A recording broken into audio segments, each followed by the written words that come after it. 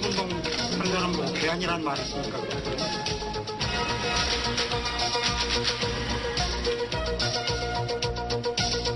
자살하려고 손좀 안 보죠. 지금 엉뚱한 사람이 돼 있는 거예요.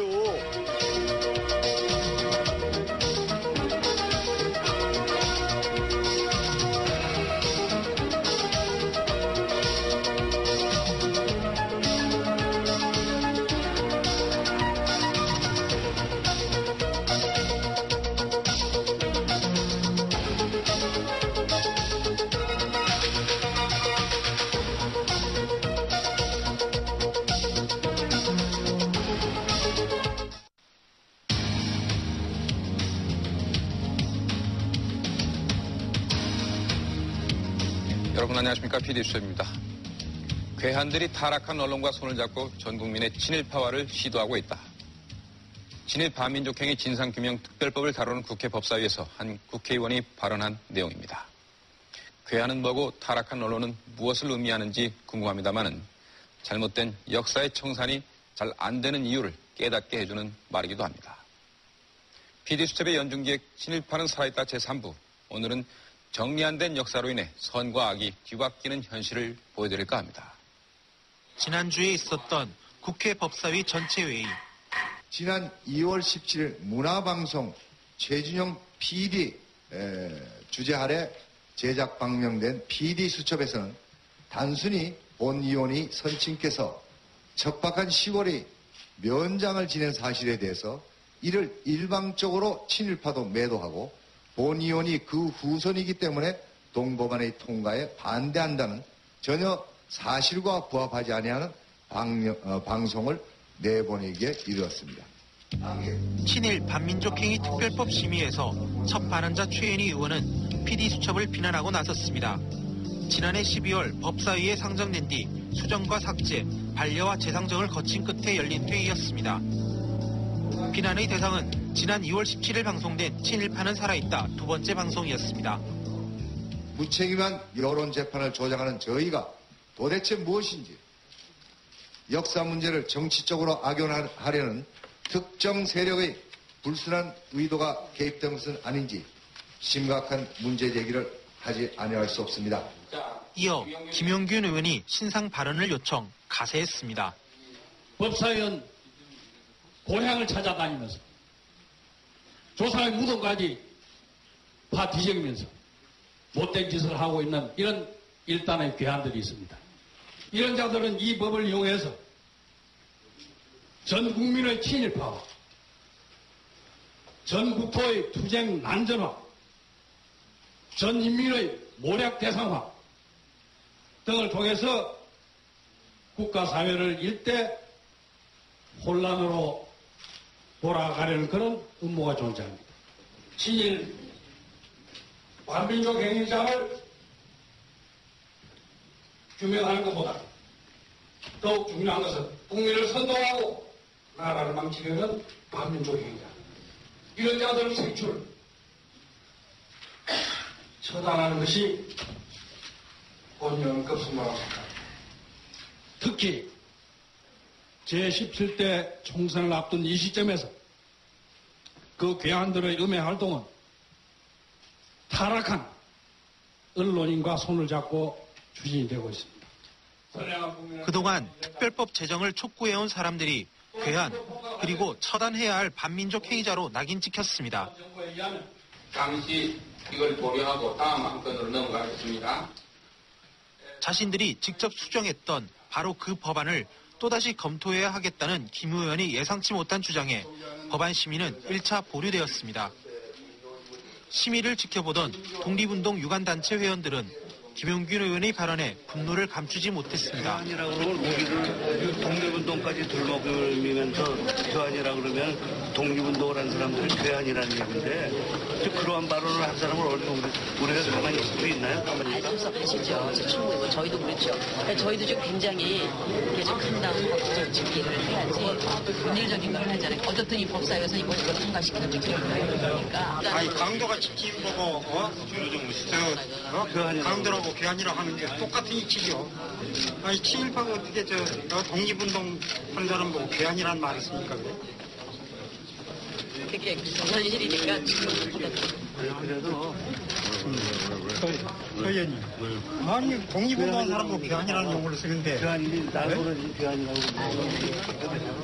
독립투사의 후손으로 특별법 제정에 앞장서온 김희선 의원이 결국 눈물을 보이고 말았습니다.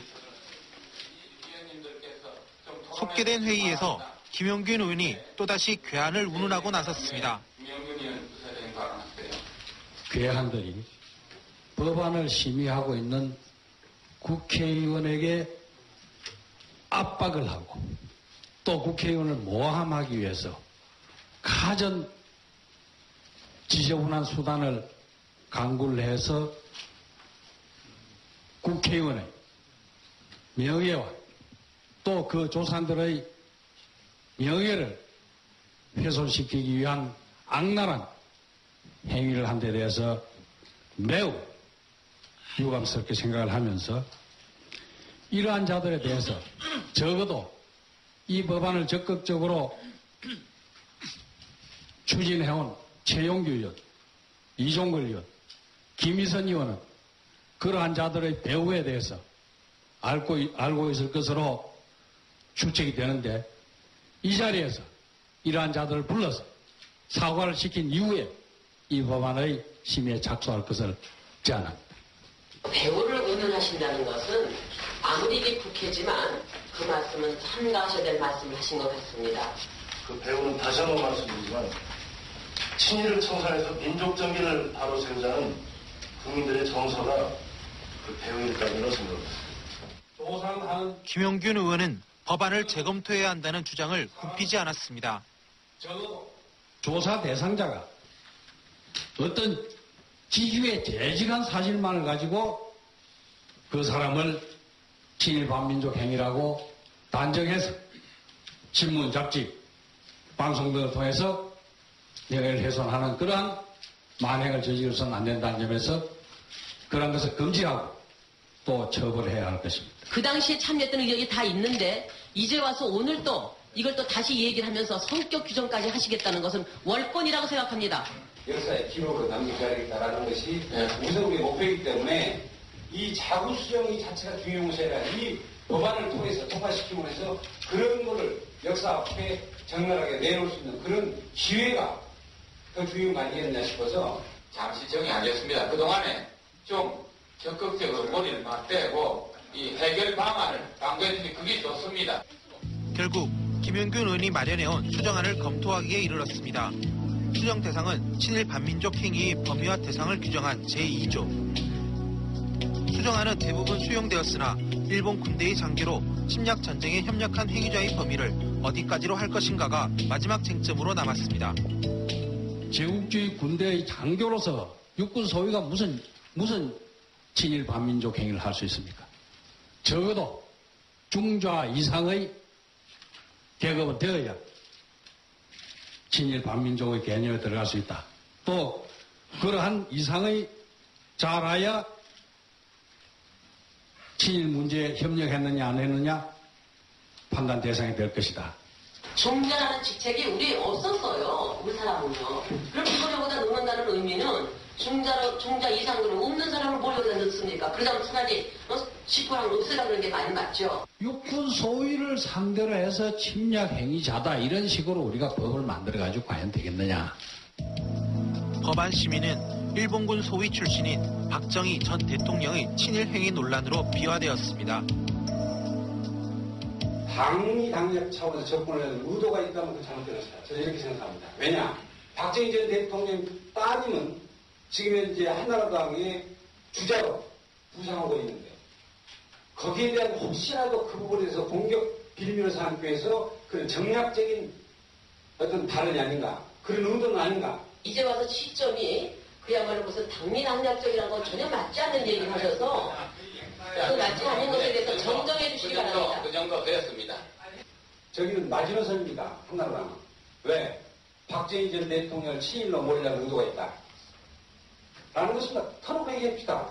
민족 정기를 바로 쓰기 위해서 하려면은 마음을 비우고 개인 섭리예요. 조세환이가 거짓말하지 말아요. 왜 거짓말해야 돼? 회사에 들었는데. 자. 중자 이상의 장교로 수정하는 데 대하여 찬성하는 분 기립해 보십시오. 김기춘 위원장을 비롯 참석한 한나라당 의원 전원이 찬성표를 던졌습니다. 반대하시는 분 기립해 주시기 열린우리당 의원들은 반대 입장을 밝혔습니다. 가 5인, 부인, 기권 1인으로서 출석위원 과반수의 찬성을 얻었으므로 중자 이상의 장교로 되었음을 가결되었음을 선포합니다. 석 달 만에 가까스로 법사위 심의를 통과했으나 수정에 재수정을 거치며 특별법은 만신창이가 되었습니다. 정말 차 띄고 포 띄고 하는 장기판이 되고 말았습니다. 그래서 이렇게 아직도 친일파의 지배를 받는 대한민국이 너무나 부끄럽고 선열들이 정말 지하에서 통탄을 하시고 아마 모르면 몰라도 요인들이 지금 모여서 가슴을 치면서 후회를 하실지도 모르겠습니다. 법사위 최종 의결안은 징용, 징병, 위안부 동원, 헌납 등의 행위를 한 사람 중 전국적인 차원에서 이를 주도한 인물만을 친일 반민족 행위자로 규정했습니다. 지방의 유지들이 무슨 활동을 했다든지 헌금을 냈다든지 국방 헌금을 냈다든지 또는 선전을 했을 경우 다 지방 차원에서 한 거 아닙니까? 그럴 경우 전국적인 차원이라면 전국을 돌면서 유세를 한 몇몇 정도의 친일파들이 대상에 들어가겠죠. 이거는 한마디로 말해서 웃기는 법이죠. 또 문화기관이나 단체를 통해 친일 행위를 한 사람 중 지방에서 활동한 사람은 면죄부를 얻게 되었습니다. 대단히 불순한 어떤 심지어는 악의적인 그런 의도가 개입되지 않고서는 이렇게 법안을 만들 수가 없다고 생각합니다. 그러니까 특정 인물들을 빼기 위해서 의도적으로 법 자체를 만들어 놓은 거죠. 이것은 역으로 말하자면 현재 우리가 가지고 있는 정재계 내에 그들의 출신이나 혹은 그들의 옹호 세력들이 얼마나 강고한 것인가, 이것을 저지하기 위해서 얼마나 그들이 노력을 했나, 또 다른 어떤 그들의 벽을 새삼 실감할 수 있는 부분입니다. 거기에다 누구든지 일제히 기관이나 단체에 가입했다는 사실만으로 친일 반민족 행위를 한 것으로 방송, 인터넷 등에 공포해서는 안 된다는 조항이 신설되었습니다. 한마디로 말하면은 이건 진상규명을 저지하기 위해서 만든 법안입니다. 조사 대상자의 경우 누구든지 그 대상자를 언론이나 잡지 출판물을 통해서 공표해서는 안 된다라고 규정을 했습니다. 이거는 도대체 법을 왜 만든지도 우선 이해가 목적도 안 맞고, 이거는 그 대상자든 또는 민간단체에서 그동안 이렇게 역사 바로 잡는 차원에서 알리려고 했던 그 행위조차도 이걸 막으려는 거죠. 차라리 태어나지 않는 편이 나았을 거라는 비난을 면치 못하는 특별법. 누가 친일 청산을 거부하는지, 그들의 힘이 얼마나 막강한지를 적나라하게 보여준 지난 석 달이었습니다. 그 사람들이 상식이 없어가지고 그게 나쁜 일이라고 생각해가지고 못하게 방해하는 게 아니라 자기들의 기득권이 상실되는 일을 스스로 하려고 할 리가 없죠.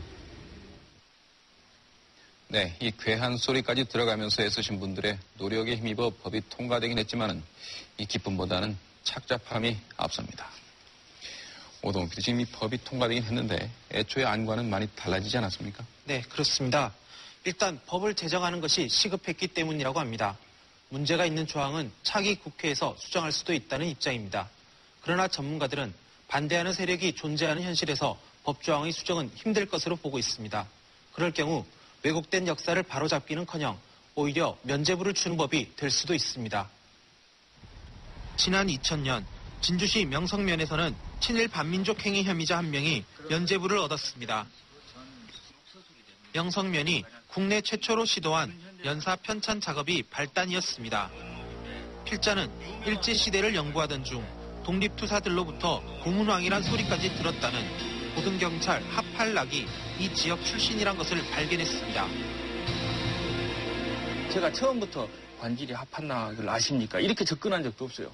자연스럽게 일제시대 이야기가 나오다 보니까 가와모토 마사오는 이에 대한 이야기가 당연히 나오고 그러니까 이 사람이 여기서 태어나서 진주 고등보통학교를 나오고 진주에서 공무원 생활 시작했다가 나중에 도경에 가가지고 거물급 형사가 됐고 그리고 나중에 해방 이후에는 또 명석에 돌아와가지고 여기서 도의원 선거 출마까지 했고 이 사람이 명석 사람이 아니면 누가 이런 이야기를 하겠습니까? 그러니까 하 씨는 경남 경찰부 고등과 형사로 독립투사들에게는 그 이름만 들어도 몸서리를 쳤던 악질적인 존재로 기억되는 인물입니다. 특히 그의 무자비한 고문은 공포의 대상이었다는 증언이 남아 있습니다. 애국지사 이광우 선생은 지금도 하 씨로부터 고문을 당한 후유증을 앓고 있습니다. 경애는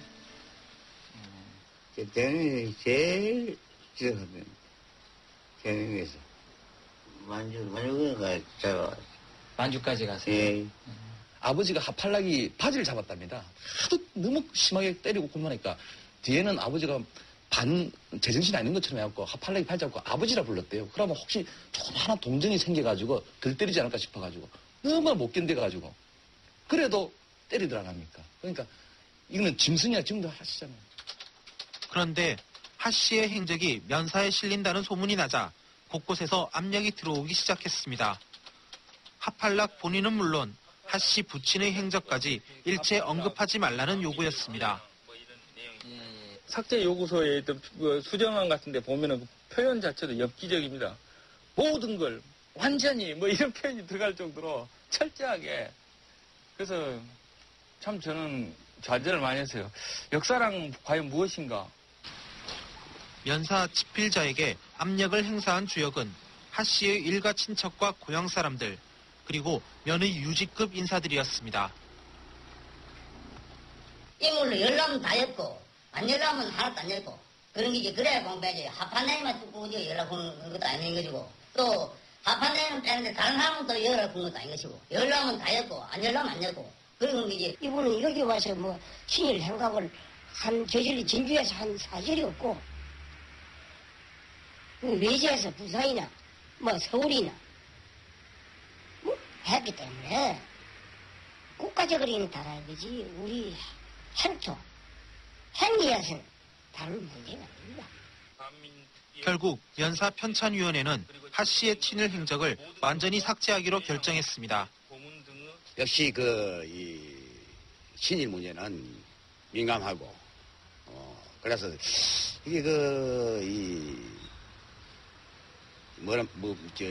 주민들하고 화합을 해쳐가면서까지 또 원수가 돼가면서까지 기록할 수는 없다. 한 사람 때문이라고 일단 표면적으로는 보이지만은 이 구조적인 부분이 있습니다. 이건 뭐냐면은 그 면석이들이 나중에 거의 90%가 다 면장이 됩니다. 차례 면장이 되고 순사들 역시 전부 다 어떤 지서장이 되든지 뭐 이런 식으로 다 되고 그 당시 일제시대 때 학생들 징용 징병 근로보복 때 앞장섰던 훈도들 그러니까 교사들이죠. 다 교장들 됩니다. 그러다 보니까 이 사람들의 기본적인 사고방식 자체가 일제시대에 대한 어떤 부정적인 생각보다도 긍정적인 생각, 나쁜 말로 패거리 집단 비슷한 어떤 그런 현상이 벌어져서 원래대로라면 하 씨의 친일 행적 기록은 세 쪽, 진주 출신 최악의 친일파로 기록돼 있었습니다. 하팔락 씨는 해방 직후 반민특위에 체포되었으나 유야무야 풀려난 적이 있었습니다. 결국 두 번째 면죄부를 받은 것입니다. 투옥이 되다가 그 뒤에 아무 일도 없이 무죄로 다 석방이 됐고 그렇다 하면은 그 당시에가 무죄로 석방을 시킨 거는 전부 엉터리로 석방을 시키고 이런 결과인데 지금 그런 걸 누가 입증을 못하죠. 이 사태를 지켜본 이웃 집현면에서는 아예 일제시대를 건너뛰었습니다. 39년도는 요거밖에 석장밖에 안 되고요. 몇 장밖에. 40년부터는 49년까지는 2장. 이 엄청난 격동이 일어났던 일이 이 2장으로 정리가 다 됐어요. 시퍼렇게 살아있는 친일 세력의 서슬에 오히려 독립투사의 후손들이 전전긍긍하며 살아야 했습니다. 지금도 공직사회에서는 애국지사의 후손인 것을 숨기는 게 불문율이라고 합니다. 아직은 좀 잃는 것 같아요, 약간. 어떠한 우리 국가에서 이루어지는 이런 단체나 또는 공직사회는 아직도 그래도 친일, 후손들이 꽉 박혀 있잖아요. 아직도 박혀 있습니다. 거기에서 몸조심해야죠. 자기 아버지가 독립운동자라는 걸 숨기고 산 거예요. 국회의원의 신분인데도 그런 걸 당당하게 내놓지 못하고 쉬쉬하고 살았어요. 이젠 다 뭐 독립된 나라다. 이제 뭐 우리가 마음대로 뭐 털어놓고 얘기하고 자랑하고 뭐 그럴 수가 있는 나라라고 생각하는 사람은 별로 없을 거예요, 아마. 지금도. 이 같은 현상은 독립유공자에 대한 국가의 냉대와도 무관치 않습니다. 추산 권기일 선생은 만주에서 독립운동을 하다가 일본 군에게 살해당했습니다. 일본 뭐 토벌 때라 가든가 뭐 그런 얘기를 쓰대요. 닥쳐가지고 거기에서 막 완전히 뭐 체포 완전히 돼가지고 나와갖고 막 완전히 총칼에 난사당했다는 그런 얘기를 들었습니다. 만주로 떠나기 전에는 삼천석직이 부잣집이었습니다. 한 해 동안 소장료를 받은 기록만도 어마어마합니다. 추산 선생은 이 모든 재산을 처분해 독립운동에 쏟아부었습니다. 어른분들이 얘기하시는 거 보면은 그래 한 80리 정도를 나가는 데는 나무 땅을 안 밟았다는 그런 얘기를 들었습니다. 예. 그러나 후손에게 물려준 것은 도장 하나가 전부였습니다. 그 독립운동 할 당시에 그때 당시에 격리 재물을 보셨다 그러더라고요. 예. 아버님인데 이걸 주면서 이걸 간직하게 되면은 언젠가는 너의 아버지의 이제 이력을 언제 제대로 이제 밝혀질 때가 있을 것이다. 하면서 선생의 예견대로 독립투쟁을 한 이력은 밝혀졌으나 그걸로 그만이었습니다. 해방 직후 귀국한 아들은 간장 장사를 하며 하루하루 끼니를 잇기에 급급했습니다. 이 와중에 손자 권 씨도 배움의 기회를 잃은 채 젊은 시절을 보내고 현재 택시 운전으로 생계를 이어가고 있습니다. 돈이 없으니까 학교를 오늘 많이 들어가면 돈 달라고 하고 말이야. 돈 주려고 사실 그때 당시에 얻어먹는 형편에 돈 낼 형편도 못 되고 그래가지고 1학년 겨우 마치고 그 다음에 자퇴도 아니고 휴학 해놨다가 그대로 계속 지금 현재까지도 휴학으로 있죠. 한일 합방에 항의해 24일간의 단식 끝에 사망한 향산 이만도 선생의 고택입니다. 선생에 이어 아들과 손자까지 3대가 독립운동에 목숨을 바쳤습니다. 만나는 감옥에 들어들었지 뭐. 그러니까 항상 아느라는 눈물이 말 날이 없었죠. 50년 동안. 눈물이 말 날이 없는 집이래. 나라가 위기에 처하면은 목숨을 바치라. 너는 명심해라. 고조부가 고조부한테 내려주시죠. 저 집은 독립정치협이 있습니다. 향산 선생을 비롯해 이 집에서 독립유공자 서운을 받은 선조만 8명. 3대가 목숨과 재산을 바쳤지만 이런저런 이유로 후손에게는 연금 한 푼 지급되지 않고 있었습니다. 국가에서 따로 대우를 받는 게 없다고? 없습니다. 전혀 없습니다. 원하죠. 없는 이유가? 없는 이유는 그거 친일파들이 만든 거예요. 법을요. 독립투쟁으로 인한 가난과 친일이 대가로 얻은 기득권이 대물림되는 나라. 그것이 현실이었습니다. 저도 지금 죽어도 땅도 없어요. 무척 것도 없습니다. 그런 처지입니다. 제가 참 자살하려고 몇 번도 안 먹었죠. 저희 집 한 대만 일본에 고기 숙여서 잘 살고 외국력 갖고 안 하겠습니까? 3대 중에 한 대만 일본 사람들 고기 숙였으면 저 그래서 말입니다. 그런데 어쩌면 이런 데가 안 되는데 그런데 하도 어려웠겠네. 그나마 단 하나의 보답인 명예마저도 돈과 권력 앞에 위협받고 있습니다. 국내외를 오가며 독립운동을 하다 옥고를 치른 끝에 돌아가신 김용원 선생. 지난 2000년 손자 김옥경 씨는 대전시가 선생의 휴요비와 생애비를 건립한다는 정가를 받았습니다. 그런데 막상 와보니 휴요비의 앞면에는 누군지도 모르는 사람의 글씨가 새겨져 있고 조부의 글씨는 뒷면에 새겨져 있었습니다. 할아버지 이걸 만들었다고 해서 왔어요. 그렇게 와보니까 지금 엉뚱한 사람이 돼 있는 거예요. 그래서 이게 그럼 누구냐? 독립운동 하십니까? 그랬더니 우물쭈물 하는 거예요. 그래서 휴업이 옆에 세운 생애비에는 이돈직이란 사람이 독립운동가라고 새겨져 있었습니다. 유적의 항의로 철거된 생애비입니다. 이돈직이 김용원 선생과 함께 독립운동을 했다고 기록돼 있습니다. 김용원 선생을 밀어내고 휴업이와 생애비의 안면을 차지한 사경 이돈직은 누구일까? 계룡건설 명예회장인 이인구 전 의원과 은평공원을 관리하고 있는 전 대전 서구청장 이헌구 형제의 조부인 것으로 밝혀졌습니다. 거기다 세우는데 거기에 우리 할아버지 것도 같이 포함된다. 그리고 이것은 대전시에서 승인사항이고 시예산위로 하는 거다. 혹시 모지라면은 경주김씨들이나 서구청에 얘기하겠노라 하는 정도의 얘기를 해서 내가 끄떡거려 준 것뿐이에요. 대전시는 휴업이 사업에 950만 원을 지원했습니다. 사업 주체는 대전 애국지사 숙모회. 승인한 사업 내용은 애국지사 김용원 선생의 휴업이와 생애비 건립이었습니다. 그런데 당초 사업 내용과 달리 이돈직이 끼어들게 된 이유는 무엇일까? 내 판단에는 한 사람의 이 와비 일을 하는 이보다도 그 전에 내가 조사해놨던 사항에 해서 그래? 그럼 좋습니다. 그럼 독립운동 하셨느냐? 했으면은 나는 인정을 하겠다. 국고보조금이 조금 나왔다면 앞뒤로 독립운동 하면 좋지. 그래 합시다 그랬더니 고향에도 있다. 고향에 있는 김용원 선생의 묘비에도 이돈직의 독립운동 사실이 기록돼 있다는 것이었습니다. 선생의 묘비는 지난 97년 숙모의 이규희 회장이 보수한 적이 있었습니다. 보수한 뒤에는 김용원 선생이 이돈직의 문화에서 10년간 공부를 했고 3.1운동 당시 대전 지역의 주동자인 스승 이돈직의 동료로 동참했다고 기록돼 있었습니다.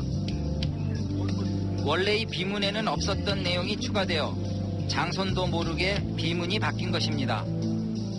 김용원 선생의 묘에 이돈직 선생의 이름이 들어가 있는데 그건 알았어요? 그건 난 몰라요. 알겠습니다. 같이 볼게요. 자, 여기 보십시오. 이돈직 선생 문화에서 10년을 수학했다 그러네요. 이돈직 선생이 집이 거기고 그래서 이 사람들이 그 얘기되는 그대로 얘기하면 말하자면 학생회장이라고 할까? 지금으로 따지면. 회장님. 김용원 선생이 이돈직 문화에서 10년간 공부한 것은 사실일까? 10년 수학할 시간이 없어요. 어느 한 문화에서 10년 수학할? 네, 없어요. 이제 희문의 이속을 들어갔단 말이죠. 희문의 이속 들어간 거는 신교육 받으러 간 거예요. 김용원 선생의 묘비가 바뀔 무렵 대전시 효평동에는 독립운동가 이돈직 선생의 공적비가 세워졌습니다. 당시 지방신문은 이 사실을 크게 보도했는데 대전시장과 서구청장, 이인구 의원 등 350여 명이 참석한 것으로 되어 있습니다. 이덕산 씨가 세운 겁니다. 그분 혼자서요? 거기 그 사람이 혼자 쓴 게 아니라 광복군회 회장 이덕산이라고 써놨으니까 광복군회에서 세운 거죠. 그분들이 내 신세를 많이 진 건 사실이니까 알아서 세운 겁니다. 내가 돈 한 푼도 댄 일이 없습니다. 나머지 비도 마찬가지죠? 나머지도 마찬가지죠. 알겠습니다. 이덕산 씨는 훗날 광복회 대전 충남 지부장을 역임한 인물입니다. 그런데 당시 광복회 대전 충남 지부 회원들은 공적비를 세운다는 사실조차 몰랐다고 합니다. 제일 처음에 이 비가 제막될 적에 가야 될 사람이 광복회 아닙니까? 어느 단체보다도 우리가 먼저 가야 되잖아요. 제막식 할 때 그래도 우리 지부장님이나 누가 가셔서 여기 제막식 할 때 이렇게 테이프를 끊어야 되는데 몰랐어요, 이것이. 그 자체를 몰랐습니다. 내 집 일인데 내가 모르고 있었다는 것은 조금 그렇잖아요. 그런데 공적비에는 대전 대덕구의 이돈직의 독립운동 유적이 지금도 남아있다고 새겨져 있었습니다. 그러면 이거보다 그 비례동산이 먼저군요. 예, 94년, 이건 97년. 97년. 예. 그래서 이곳이 대전 지역의 3.1운동 유적지란 것을 기록한 비가 선 것은 10년 전인 1994년. 비문에는 창의군 중군장 이돈직 선생이 김용원 선생 등과 함께 3.1운동을 주도한 것으로 기록돼 있습니다. 이 비를 세운 것은 애국지사 숙모에 이인구 전 의원이 고문으로 기록되어 있습니다. 이인구 회장 하자 안 내고요? 좀 냈어요. 그때는 뭐 이인구 회장뿐만 아니라 건설회사 사장 여러 군데. 이인구 회장은 조부가 독립운동 사실을 숨기고 돌아가셨으며 10여 년 전에야 나타난 증인 때문에 조부 행적을 알았다고 합니다. 그 독립운동한 사실을 안 것이 누구셨는지. 그 증언에 의해서 한 거죠. 그 증언을 맨 처음에 누가 했냐고, 누구한테 알게 했냐고. 그건 이규 씨가 알아요. 지금 살아있는 사람은 이규 씨니까. 한편 잊어버렸고 3, 4년 전에 돌아가셨어요. 3, 4년 전에? 예, 그게 내내 근데 그럼 한 사람한테 얘기를 듣는 겁니까? 그러면요. 그렇게 체록된 증언이 비에 새겨진 후 지난 99년 이돈직의 후손은 이규희 씨와 이덕산 씨의 조사를 근거로 보훈처에 독립유공자 서훈을 신청했습니다. 또 이 지역 교수 5명이 그 조사 내용을 고증하고 서명했습니다. 그러니까 이게 그 신문사에서 이렇게 고증을 한 내용이라고 한다고 그러면 내가 뭐 솔직히 이런 그 독립 이거에 대해서 전공을 하는 건 아니지만 이 양반이 틀림없이 독립운동가인 건지 아는 거죠. 이 공적서하고 이분이 이렇게 훌륭한 분이다라고 하는 이런 신문들을 쭉 보여주더라고요. 그래서 저는 이돈직 선생님에 그 양반에 대해서는 전혀 몰랐었고 이거를 보고서 이제 판단을 한 거죠. 이 교수들이 고증 근거로 삼은 것은 비를 세울 때 보도했던 것 등의 각종 신문 기사였습니다. 내가 논문 써놓은 거예요. 대전 지역의 독립운동에 논문을 써놨는데 그 큰 줄거리 있잖아요. 그 줄거리에다가 이돈직을 씌워넣은 겁니다. 끼워넣는 거예요. 이제 우발 행위가 아니라 그 10년간에 걸쳐서 대단히 언론 작업과 그리고 그 증거 거증 자료들을 차근차근히 준비해 왔고 그것들을 그 증명받기 위해서 진짜 독립운동가에 끼워넣기 하는 수법을 썼다는 이런 이제 치밀한 그런 기획력을 발휘했다는 점에서 상당히 좀 충격적이었습니다. 보훈처는 거증 자료가 불충분하다며 심사를 보류했습니다. 문제는 시간이 흐르면 이들 비석들이 그 자체로 독립운동의 증거가 된다는 사실입니다. 한 대만 지나가도 부인 못해요, 누구도. 왜? 반론자가 없잖아요. 반론자가 없는데 어떻게 부인합니까? 큰일 날라고 여기 나서요? 그때는. 여기 국회의원이 가고 시장이 가고 독립유공자가 가고 애국지사가 가서 씌우는데 이거 누가 이걸 부인합니까? 혹시 비를 철거하실 생각이 있으십니까? 철거를 내가 왜 해요? 내가 세운 게 아닌데 왜 내가 철거합니까? 세운 게 누구라는 거 다 아는 거 아닙니까? 내가 왜 철거를 합니까? 만일 철거를 한다고 할 것 같으면 나는 사자에 대한 우리 할아버지죠. 사자에 대한 명예관계가 있으니까 나 가만히 안 있을 거예요.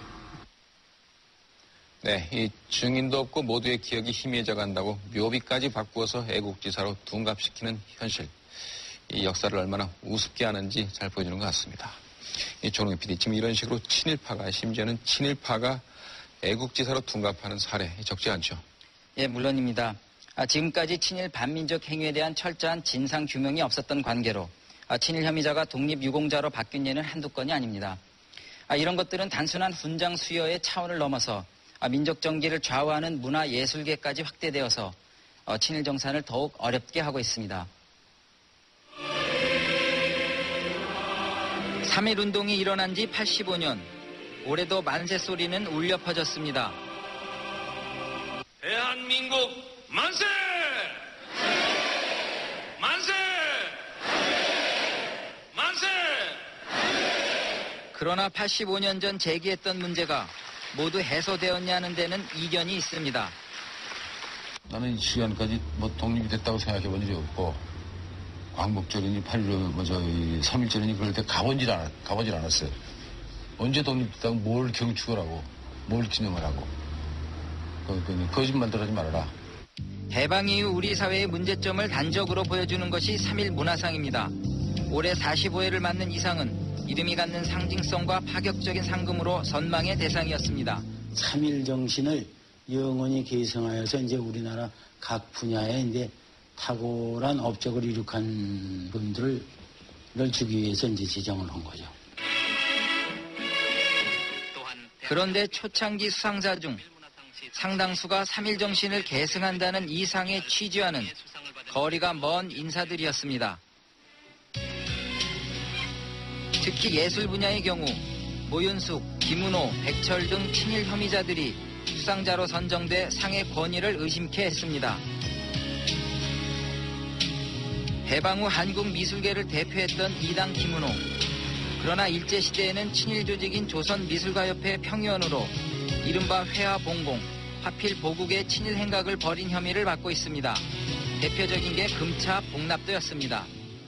비녀와 반지와 이제 폐물, 그다음에 돈 이런 걸 모아가지고 일본군 헌병 그 사령관에게 일본군 사령관에게 이제 헌납을 하는 그런 식을 갖게 되는데 그 기념으로 김은호가 이제 금차 복납도라고 하는 그림을 그리죠. 윤도경 씨한테 굉장한 신세를 졌는데 그분 부인이 나중에 와서 부탁을 했어요. 그래서 할 수 없이 그리셨다고 그러더라고요. 또 이광수 씨도 아주 그때 그 몸이 약했다고. 그 유명한 그 대표 인물 아닙니까? 이 문화계에서. 그 양반도 그야말로 협박 같은 게 들어가지. 그거 안 쓸 수가 없어요. 그러니까 아까 내가 얘기했던 먼저 상해나 만주나 미국으로 가지 않는 한은 여기서 저 사람들의 문화정책에 따르지 않을 수가 없다고. 이분들은 뭐가 문제냐면 자기 자신의 업적을 얘기할 때는 국가와 민족을 내세웁니다. 내가 국가와 민족에 기한 공로가 많다 이렇게 스스로 자랑을 해요. 그래놓고 친일한 행위에 대해서는 어떻게 말하냐면 한 개인으로서는 어쩔 수 없는 것이었다 해서 이때는 평범한 인간으로 돌아갑니다. 일개 화가가 세상을 뭘 알았겠느냐 하면서 이렇게 빠져나갑니다. 그러니까 자기 자신을 분해시켜요. 다시 말하면 떡이 있을 때는 자기 자신을 올리고 손해를 볼 때는 별 볼리는 한해 평범한 범부로서 얘기합니다. 저는 만약에 그분들이 해방 후에 정말로 범부의 삶을 살았다면 평범한 인간의 삶을 살았던 그 말은 통용이 되지만 이들은 죽을 때까지 영광을 끝까지 가져갔어요. 친일 행각에 대해서는 통렬한 반성도 없었고 누군가 금기를 건드리면 색깔론으로 몰았습니다. 그러니까 그 사람의 사상을 지금 우리 의심하지 않을 수는 없는 게 아주 그때 이 대호를 비롯한 몇몇 평론하는 사람들이 아주 묘하게 돌아갔다고. 피동적으로 누가 가지고 와서 그려달라는 그림은 돈 받고 그려준 걸 가지고 친일 행위다. 그리고 저 사람이 내가 저 사람과 성분도 한번 켜보고 싶은데 내가 그런 위치에 있지는 않으니까 못하지만 조금만이라도 양심이 있었으면 저 같으면 안 받았을 거예요. 나 미안해서 못 받는다. 그것만은 못 받겠다. 이렇게 나왔겠잖아요. 그런 사람은 아무도 없었죠. 한 명도 없었어요. 친일 혐의를 받는 인사들이 3.1 문화상을 받은 것은 심사위원 중에도 친일 혐의자들이 다수 있었기 때문이었습니다. 이 3.1 문화상을 심사하는 그 심사위원들이 친일파 민족 반역자 이런 사람들이 한 30% 40%가 됐습니다. 그러니까 자기네들끼리 이 문화상 심사위원을 하고 자기네들끼리 그 상을 또 나눠먹기 하고. 심사위원 중 한 명인 유치진은 연극계의 대표적인 친일 혐의 인사였습니다. 유치진은 내선 일체와 대동아 공영을 주제로 희곡을 썼고 극단을 이끌고 전국을 순회하며 선전선동을 벌였습니다.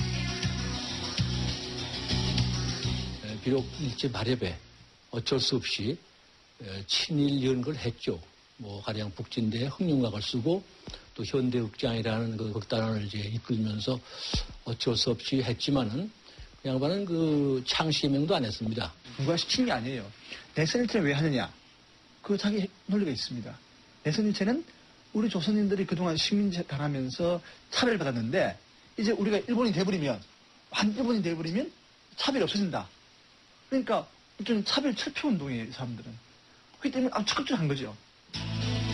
유치진은 해방 이후에도 연극계를 좌지우지했고 그의 친일을 언급하는 것은 금기시 되었습니다. 영국에서는 뭐 엄청난 권력이죠. 그렇죠. 그렇기 때문에 거기 한번 잘못 뺐다가는 그 바닥에서 활동하기 때문에 지금 이 유친에 대한 이 증언은 이런 그 친문에 대한 이야기는 아마 영국에서는 아무도 하지 않으려고 겁니다. 3.1 정신을 영원히 계승한다는 취지가 이토록 왜곡된 이유는 무엇일까? 그거는 우리 재단에서는 그 사람이 업적을 위해서 상을 주는 거죠. 친일이고 뭐 이런 거는 상관하지 않는 걸로 알고 있습니다. 업적에 대해서 수상을 주는 거니까요. 아, 그러면 친일 행적은 네. 고려 대상이 아니었습니까? 그렇죠. 업적에 대해서 주시는 거예요. 3.1 정신을 계승한다면서 친일 행위를 문제 삼지 않는다는 이중성 때문에 이상은 친일 혐의자들의 면죄부로 한때 안성맞춤이었습니다. 모윤숙 씨는 자천반 타천반으로 이상을 받았습니다. 그분이 그 3.1 문화상 심사위원을 여러 차례 했어요. 그 사무국 요청에 의해서. 그러다 나중에 그 사무국 쪽에서 남들 그 상을 주는 것보다는 직접 모 선생이 상을 타는 게 어떻겠냐는 제의를 해왔습니다. 그분이 어디 가서 그 얘기를 해가지고 어느 단체에서 그 3.1 문화상을 탈 수 있도록 그 서류를 만들어 접수를 시켰어요. 모윤숙 씨는 누구보다 열렬한 친일 행각을 벌였던 여류 작가. 그녀는 목숨을 아끼지 말고 전쟁에 나가라고 아들을 재촉하는 어머니를 찬양하는 시를 쓰기도 했습니다.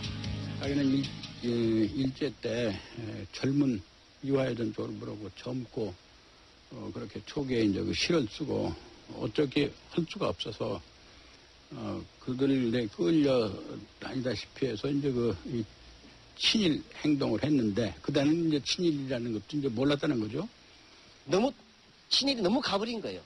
그래서 자기 자신이 도취가 돼가지고 조선의 젊은이들아 살아서 돌아오지도 말고 천하에서 죽으라는 가사 아닙니까? 이것이 어떻게 해서 마지 못해서 썼느냐. 상을 받기 직전 한 조간신문에 친일 행적이 폭로되었지만 모윤숙 씨는 3.1 문화상을 받았습니다. 이 상의 이름이 갖는 상징성은 친일 행위가 극렬했던 인사일수록 더욱 필요했던 것입니다. 자기가 외국사상, 그 다음에 이제 그 대한민국의 건국의 정통성, 이런 것을 업적을 인정받았다라는 생각을 하니까 그 자긍심 같은 거, 성취감 같은 게 컸었을 거 아닙니까? 그러니까 그렇게 약간 그 흥분 상태까지 갈 수 있도록 좋아하셨죠. 더욱 기가 막힌 것은 독립유공자를 심사하는데도 친일 혐의자들이 관여했다는 사실입니다. 역사학계의 이병도, 언론계의 유광열, 교육계의 백낙준이 그 대표적인 인물입니다. 초기에는 친일파들이 한 20, 30명 심사위원이라고 앉아서 했지만은 그 중에서 몇 사람들 그 친일파들이 그 좌중을 압도하는 여기는 제일 명망가들이고 저명한 인사니까 다른 사람들은 공무원들 뭐 합니까? 학자라고 하면 학자들이 독립운동을 어떻게 합니까? 열렬한 친일 행각을 보여줬던 유광열 씨. 훗날 친일 행적이 문제가 돼 서운이 취소된 서춘 씨가 독립유공자 서운을 받은 63년의 심사위원이었습니다. 유 씨와 서 씨는 총독부 기관지인 매일신보에 함께 근무하는가 하면 임전 보국대 등 친일단체에도 함께 가입한 사이였습니다. 다 알죠? 그럼 누가 그 당시에 친일을 얼만큼 했는가, 그거는 또 누가 더 적극적으로 했는가까지도 서로가 알 수 있는 그런 시기죠. 그렇기 때문에 그걸 모르고 주지는 않았을 겁니다. 그건 분명할 겁니다. 근데 그거를 별로 그냥 서로가 면죄부를 줄 수 있는 거죠. 독립유공자로 혹은 심사위원으로 행세하며 서로의 어두운 과거는 철저히 가리고 숨겼습니다. 전혀 몰랐네. 같이 근무하시고 나 이렇게까지 나 이거 깜짝 놀랐네. 이런 글을 보고요. 깜짝 놀랐지. 보통 그 내밀한 얘기는 많이 한 거 아니면 인간적으로. 그런데도 일체 그런 얘기는 없었어. 연세대학교 초대 총장 백낙준 씨도 심사위원으로 참가했습니다. 친일 기독교 신문의 편집위원으로 혹은 기고문을 통해 일제에 협력했던 백 씨가 앉을 자리는 아니었습니다. 그리고 또 중요한 거는 기독교 신문 편집위원을 했는데 그 당시 기독교 신문이 사실은 교회 종까지 다 떼서 성전에 보답하라 라고 이야기를 하고 있거든, 신문에서. 그걸 실제 자기가 맡고 있단 말입니다. 그러니까 그 행위가 적다 많다라는 것은 물론 양적으로 따질 수는 없는 건데 우선 근본적으로 실제 거기에 이미 깊숙하게 발을 들여놓고 있는 거죠. 백 씨는 민족교육의 선구자로 떠받들어져 왔고 그의 행적을 거론하는 것은 금기시 되었습니다. 그거 하지 말아요. 그 시대 때 당신도 살아봐서 그때 얼마나 어려울 텐데 지금 그런 말들 하고 있어요. 네. 그때 일본 헌병이 예. 투수 감을 길거리에서 친대예요. 지금 유태들이 살아보지도 않은 사람들이 얼마나 그때 어려웠다는 걸 모르고 그런 말들 하십니까? 지난달 27일 민족문제연구소는 독립유공자 중 친일 혐의가 있는 인사 20명에 대한 재심을 보훈처에 요청했습니다. 그 친행적이 확실한 사람들의 명단을 제가 준비해왔습니다. 이 확실한 사람들에 대해서는 보훈처가 당연히 서원을 박탈하는 그런 조치를 취해 주십사 하고 저희가 건의서를 준비해왔습니다. 친일 행위가 뚜렷해 서운 취소 요구 대상에 오른 인사에는 김성수, 송진우, 윤치영 등 11명이 선정되었습니다.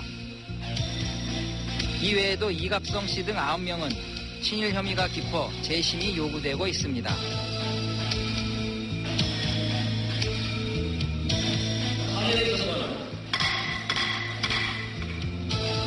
정치권의 저항에 상관없이 민족 반역자의 죄상을 기록하는 작업은 앞으로도 계속되어야 할 것입니다. 잘못된 역사를 그냥 끌어안고 이거 창피하니까 그냥 덮어놓자. 마냥 그 잘못된 역사를 끌어안고 사는 민족은 그러다가 결국 그런 불행을 또 겪을 거예요. 네, 이 누더기가 된 친일 반민족행위 진상규명특별법이 오늘 통과되긴 했습니다만은 이것저것 떼버린 이 법이 오히려 친일파에 면죄부를 주고 진상규명을 막는 법이 아니냐는 걱정도 많습니다. 차라리 이대로라면 부결이 더 낫겠다라는 주장도 들립니다. 새 법에 따른 역사 청산 얼마나 될지 모르겠습니다만은 제 밥그릇은 잘 챙겼다는 16대 국회 역사는 얼마나 잘 챙겼는지 지켜볼 일입니다. 오늘 PD수첩 여기서 마칩니다.